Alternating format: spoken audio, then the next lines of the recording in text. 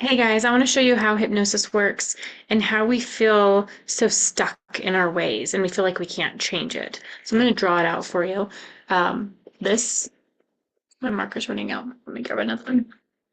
See if this one works. Oh yeah, that's working. All right, so this is our mind. Up here is our conscious. Down here is our subconscious. Okay, subconscious mind. 90% or more of everything we do is held at a subconscious level. Me explaining this to you right now, you listening, you're probably in your conscious mind. So many things are held subconsciously. So also in the subconscious mind is something called the primitive mind. That is our fight, flight, freeze. And I'm sure you've all heard of fight, flight, freeze, right? Whenever we are threatened in any way, we're in this. I'm going to explain this more in just a minute. But I also want to talk about this thing up here. This separates the conscious and subconscious. This is called the critical filter. This is our ability to analyze the information coming into us. Decision making, analyzing, willpower, it's all held right here. So this is developed when we're children. It gets stronger as we age. So let's go to the child mind. I'm just going to draw it down here. Of course, we have our primitive mind. Child mind prior to 5, 6, 7 years old. Every kid is different. Information that comes in, we don't have this to critically think about it. It goes right into the subconscious mind. Okay? Information goes right in there. That's why kids take everything at face value. You tell them anything and they believe it, right? The fairy tales, the fantasies, it's all true to them. It's really hard to joke around with a child because they don't know that you're kidding. I have a little 5-year-old right now, and she's at the stage where she's like, "Are you sure? Are you just kidding?" And again, this starts to form with every kid at a different age. But you know when they're starting to analyze the information like that, they're starting to critically think about the information coming in. So what happens to the trauma mind? So you take a child, and I used to work with foster kids. They came from, the worst of the worst. They had a ton of trauma. I'm putting some positives in there. Hopefully there's some positives. Regardless if it's negative or positive, that's the information coming in. It starts to create their early childhood programming. And they don't know it, right? They don't think about the information coming in, but they're hurt. They're in this. Anytime that we are getting hurt, whether that's physically, emotionally, it doesn't matter. We are going to be in our protective mind. The more we are in our protective mind, the more it becomes a norm. It becomes our norm to live in this. Then we take that to our teen years. And teenagers, they start to get friendships who are like them, right? They form their own little cliques, their own groups. And what we're doing at that age is we are choosing who complements our internal program. We want to match. We want to be in homeostasis. We want to be the same, right? The body needs to be the same. Well, if our internal program says, hey, look at all this trauma, we're going to attract people who are typically like us. And then we start seeing people romantically. Well, guess what happens? We're going to start picking people who align with our subconscious programming. So if we have a lot of garbage in there, a lot of trauma, let's some positives, then we are going to pick somebody who matches that, who fits into that mold because it's comfort. It's comfortable. It's what we know. The subconscious mind is all of our knowns, what it has been trained to do. So that's why we get marry somebody who treats us like crap. We might marry somebody who was like mom, who mentally abused us, or like dad, who physically abused us, or something. We have a trauma brain. We pick somebody who has a trauma brain. That's not always the case.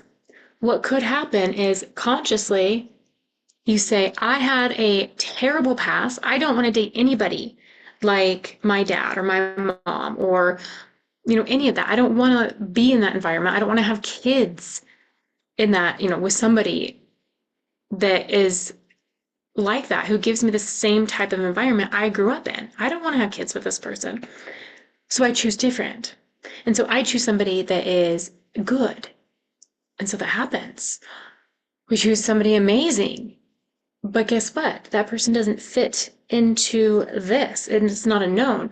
And then we're the ones pushing them away.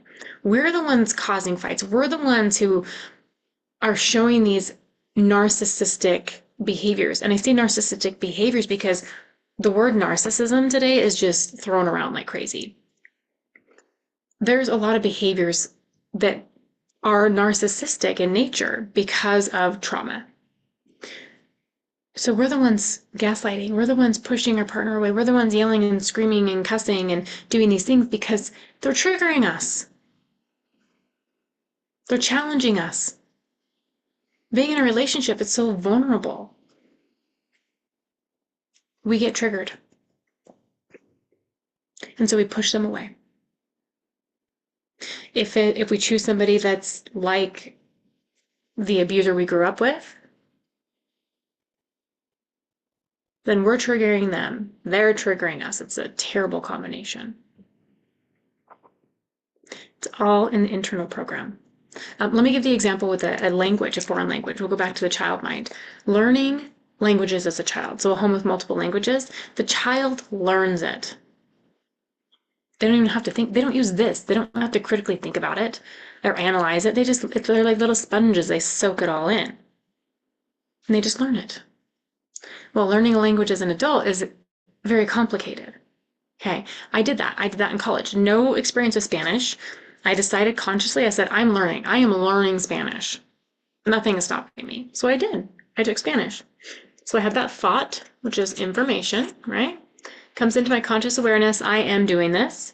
It goes into my critical filter where that willpower, I'm not giving up. I'm doing this. But it gets to here. And it feels like there's a wall placed in front of me. A wall I cannot break down.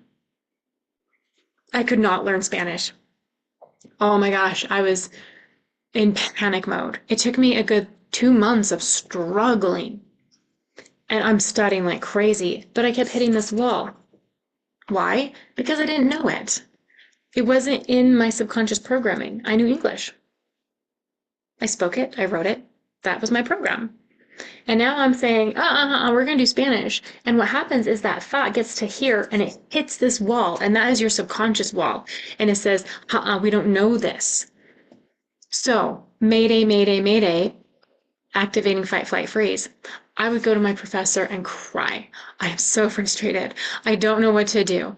I don't understand it. It's not coming to me. I don't get it. And she said, keep doing it. Keep trying. Keep trying. She was an amazing teacher. So I'm rejecting, my subconscious mind is rejecting it. And I said, nope, reject, nope, reject. Finally, I made it in. I had the aha moment. I broke through this. Had I done hypnosis, I would have gotten there so much quicker because I would have started changing my subconscious mind into accepting the new language. So how does this all work? What is going on here? We go in and out of our subconscious mind constantly, all the time through the day. Whenever we have too much information coming into our conscious awareness, we actually develop this pathway right through this critical filter. We don't have time to think about what's coming in. We go right into the subconscious mind. Too much information, or a lot of information, creates a pathway right into the subconscious mind. And then we start getting programmed. Scrolling, okay? We scroll on our phones, a lot of information. We have a lot of sounds, TikTok, all social media, the YouTube shorts. It's designed, we have that motion with our fingers to swoop the videos or, side to side. We have the sounds, the visuals, the quick videos that grab our attention. It's so much information that it bypasses this critical filter and gets right into the subconscious mind. So if your algorithm isn't good, if it's not on positive things or educational things, not even educational, it could be negative, right? We are continuing to program our subconscious mind because we're in there. Gambling.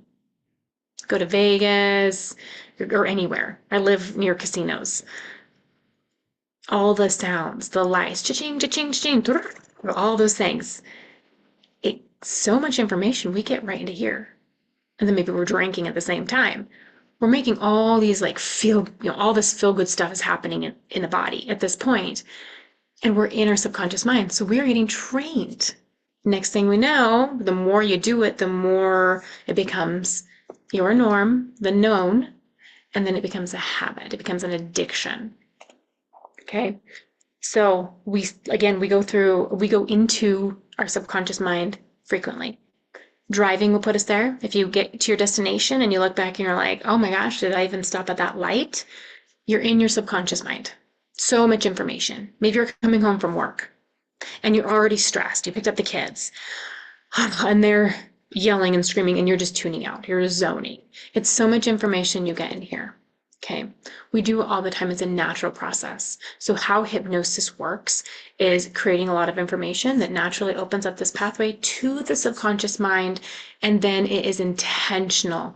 It is intentionally reprogrammed to how you want to be consciously. And it's a stress release automatically, no matter what you work on in hypnosis. Let's say it's a phobia, a driving phobia, because you were in a car accident a few years ago. Now you were afraid of being in a vehicle, something like that. It naturally de-stresses, because once you go in here and you start doing the work, the mind says, finally, releasing all that stress. It's like sleeping. When we sleep, when we get a good night's rest, we are releasing. We are releasing all the things. That's why we dream so crazy. Those early morning dreams, release. Our mind works things out as we sleep and we release them. And the idea is to wake up. Our cup is all the way empty. We have the whole day to fill it up, unless we have a lot going on, a lot of trauma. And then maybe it's hard to sleep because the mind is saying, there's so much to process, so much to do. I cannot sleep. Now we release it. In hypnosis, we release it. We let that process happen naturally. And then we start redirecting. We start programming the mind how you want it to be programmed. Now I'm going to debunk one thing before I go. Excuse me, it is mind control. Yep, you heard me. It is mind control, but not how you've heard. Not like in the movies. No, you are getting back control out of your own mind. There's nothing that I could say to do anything in here that would make you do anything you don't want to do. I cannot control your mind. That's a huge myth. I mean, can you imagine if it was so easy to control somebody's mind? How many criminals will be taking over the world? It doesn't work like that. Okay, you get control back because 90% of your mind is subconscious. 10%. You want that change. You want these habits, these new good habits. You want to quit smoking. You want to lose weight. You want to release the trauma. You want to get through this grief because you lost somebody and it was so brutal and you're stuck. You're actually stuck in your subconscious mind because there's so much information going on that you're dissociating. And you feel stuck and you're just in this and not able to go anywhere. But we're battling 90% of your mind. The 10% of you is battling with the 90%. It's time you get your whole mind involved. That's where I come in. That's where hypnotherapists come in. They get in there easily, comfortably. It's such a wonderful experience. Start working on this. And so you get your life back. And that would be amazing. Let me know if you have any questions. Put your questions in the comments. You can even contact me on my website. It's just my full name, EmpressSwearingen.com. You can check things out there and let me know. Let me know what you think of this. Let me know if you had an aha moment, if you connected with this, and if you have any questions. All right.